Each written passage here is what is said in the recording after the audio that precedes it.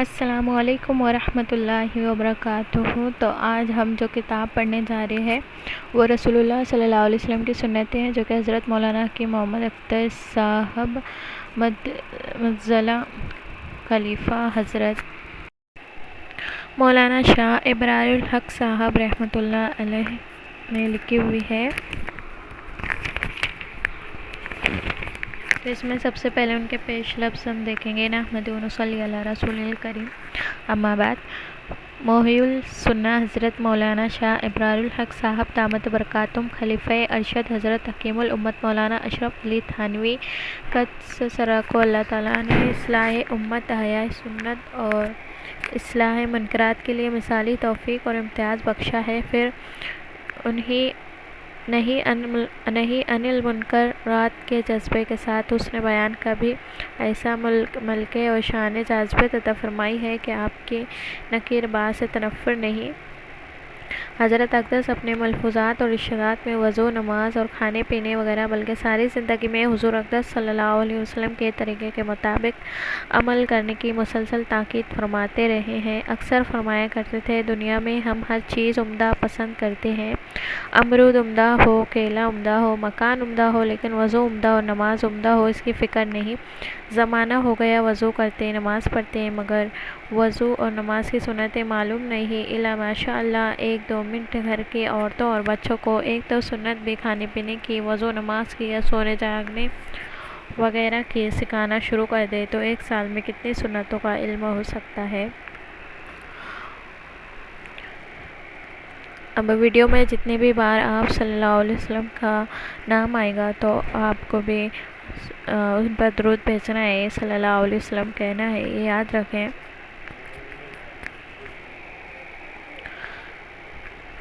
اس کے بعد حضرت اقدس یہ بھی فرمایا کرتے ہیں کہ ان آسان سنتوں پر عمل سے روح میں نور پیدا ہوگا اور نور سے روح کو قوت ہوگی، جس سے ان سنتوں پر بھی عمل کی ہمت پیدا ہو جائے گی جن پر عمل کرنا دشوار ہے اور معاشرہ رکاوٹ پیدا کرتا ہے۔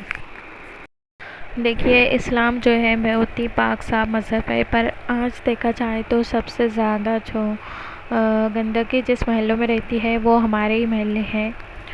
افسوس کی بات ہے کہ ہماری جو صاف صفائی کا جو کام ہے وہ غیروں نے اپنا لیا ہے، اور ہم جو ہے وہ صاف صفائی کو کچھ سمجھتے ہی نہیں ہے۔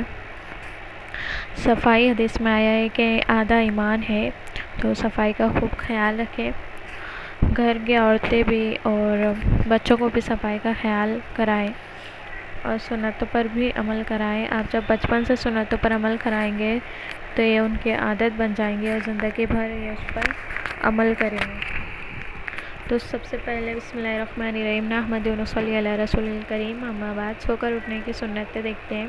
تو اس میں نمبر 1 ہے نیند سے اٹھتے ہی دونوں ہاتھوں سے چہرہ اور آنکھوں کو ملنا تاکہ نیند کا خمار دور ہو جائے۔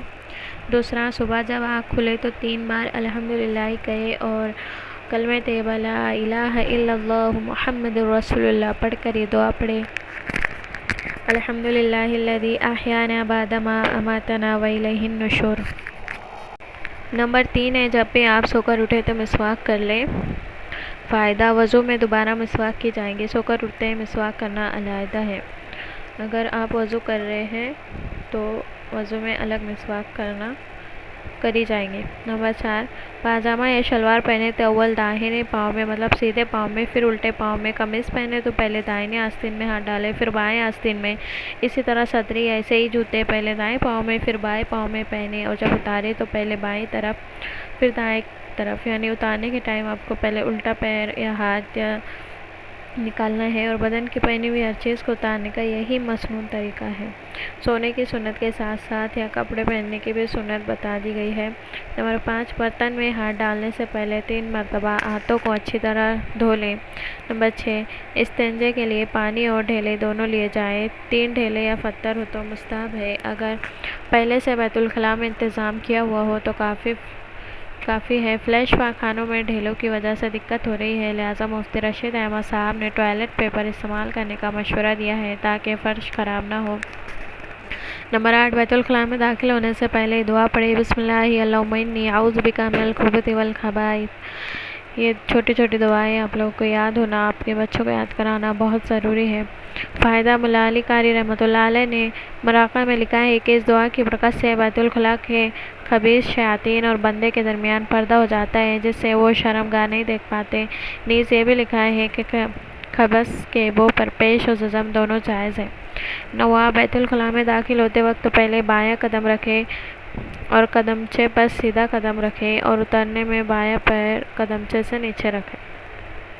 نمبر 10، جب بدن ننگا کرے تو آسانی کے ساتھ جتنا نیچے ہو کر کھول سکے اتنا ہی بہتر ہے۔ 11، بیت الخلاء سے نکلتے وقت دائیں پیر باہر نکالے اور یہ دعا پڑھے: غفرانک الحمدللہ الذی اذھب عنی الاذی وعافانی۔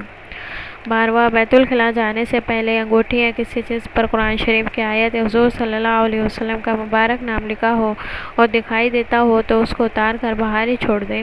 فراغت کے بعد جب آ کر پھر پہن لے۔ تعویذ جس کو موم جامع کر لیا گیا ہو یا کپڑے میں سی لیا گیا اس کو پہن کر جانا جائز ہے۔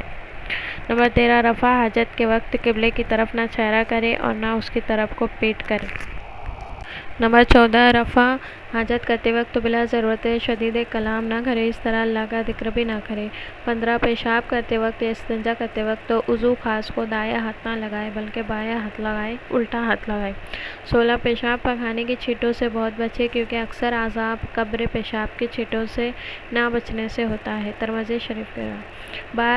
17، بعض جگہ بیت الخلاء نہیں ہوتا، اس وقت ایسی آڑ کی جگہ میں رفع حاجت کرنا چاہیے جہاں کسی دوسرے آدمی کی نگاہ نہ پڑے۔ 18، پیشاب کرنے کے لیے نرم جگہ تلاش کریں تاکہ چھینٹیں نہ اڑیں اور زمین جذب کرتی جائے۔ 19، بیٹھ کر پیشاب کریں، کھڑے ہو کر پیشاب نہ کریں۔ 20، پیشاب کے بعد استنجا سکھانا ہو تو دیوار وغیرہ کی آڑ میں سکھانا چاہیے۔ 21، وضو سنت کے موافق گھر پر کرنا چاہیے۔ 22، سنتیں گھر پر پڑھ کر جانا، موقع نہ ہو تو مسجد میں پڑھنا یہ آدمیوں کے لیے ہے۔ 23، گھر سے مسجد یا کہیں بھی جانے کے لیے باہر نکل کر یہ دعا پڑھے: بسم اللہ توکلت علی اللہ لا حول ولا قوۃ الا باللہ۔ 24، اطمینان سے جانا، دوڑ کر نہ جانا، یہ صرف مسجد کے لیے ہے۔ 25، اور مسجد سے یہ کہیں سے بھی گھر میں آنے کے بعد گھر والوں کو سلام کرنا اور یہ دعا: اللہم انی اسألک خیر المولج و خیر المخرج، بسم اللہ ولجنا بسم اللہ خرجنا وعلی اللہ ربنا توکلنا۔ امید کرتی ہوں آپ کو ویڈیو پسند آئی ہوں گی تو پلیز سبسکرائب کیجیے۔ ملتے ہیں اگلی